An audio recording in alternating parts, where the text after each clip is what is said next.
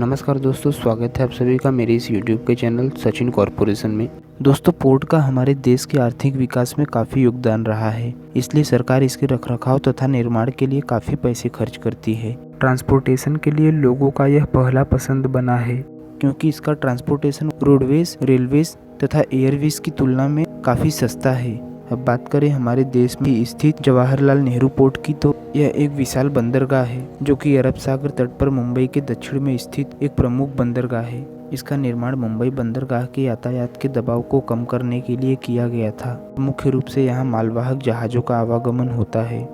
यह भारत का सबसे बड़ा कंटेनर बंदरगाह है। जवाहरलाल नेहरू पोर्ट या नावा सेवा एक आधुनिक बंदरगाह है। वर्ष 2014-15 में नावा सेवा बंदरगाह से 44,70,000 कंटेनरों का परिवहन किया गया था। यह बंदरगाह दुनिया के शीर्ष 35 कंटेनर बंदरगाहों में से एक है, जो कि राष्ट्रीय राजमार्ग 348 और पनवेल नावा सेवा रेलवे लाइन के माध्यम से सड़क मार्ग से जुड़ा हुआ है। भारत का यह दूसरा सबसे बड़ा कंटेनर हैंडलिंग बंदरगाह है, जो कि उरण तालुका के नावा सेवा गांव में स्थित है। यह मुंबई मेट्रोपॉलिटन क्षेत्र और नवी मुंबई के अंतर्गत आता है। यहाँ कई कंपनियों के वेयर हाउस हैं और वे JNPT टाउनशिप में स्थित हैं। JNPT, जिसे नावा सेवा के नाम से भी जाना जाता है, यह भारत के पश्चिमी तट पर स्थित एक सबसे बड़ा वाणिज्यिक बंदरगाह भी है। भारत के सभी बंदरगाहों के लगभग 50% कंटेनरीकृत कार्गो वॉल्यूम को यह संभालता है। जवाहरलाल नेहरू बंदरगाह पर सर्वत्र अत्याधुनिक कंप्यूटर नियंत्रित तकनीक को काम में लिया गया है। यहाँ विशाल जहाज 80,000 DWT भार वाले एवं विशाल टैंकर 1 लाख टन DWT क्षमता वाले ठहर सकते हैं। भारत की आधुनिकतम बंदरगाहों में शुमार JNPT की स्थापना 26 मई 1989 को हुई थी। आज आधुनिक तकनीकी से लैस JNPT में 30 कंटेनर फ्रेट स्टेशन और देश भर में 52 अंतर्देशीय कंटेनर डिपो से कनेक्टिविटी शामिल है। DFC जैसी चल रही परियोजनाओं द्वारा रेल और सड़क दोनों से भीतरी इलाकों की कनेक्टिविटी को और मजबूत किया जा रहा है, जिससे 27 ट्रेनों से बढ़कर 100 ट्रेनें प्रतिदिन यहाँ चलेंगी। यह मुंबई, नवी मुंबई और पुणे शहरों के निकट है। कई एकड़ में फैला WDFC का टर्मिनल बना JNPT से प्रमुख निर्यात कपड़ा, खेल के सामान, मांस, रसायन, मशीनरी, प्लास्टिक, विद्युत मशीनरी, एल्युमिनियम जैसे सामानों का होता है। ठाणे क्रीक के माध्यम से भी आप यहाँ पहुँच सकते हो। हमारे देश के समुद्री परिवहन में इसका एक अलग ही महत्व है।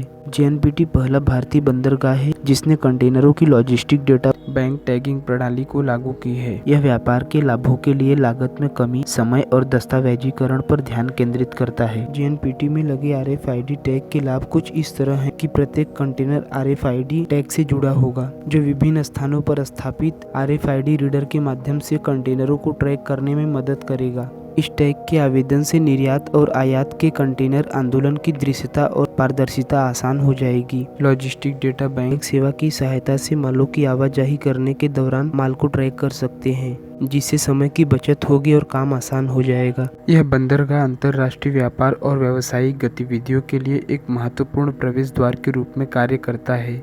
यह समुद्र के माध्यम से भारत में प्रवेश करने और बाहर निकलने वाले सामानों के लिए एक महत्वपूर्ण कड़ी है।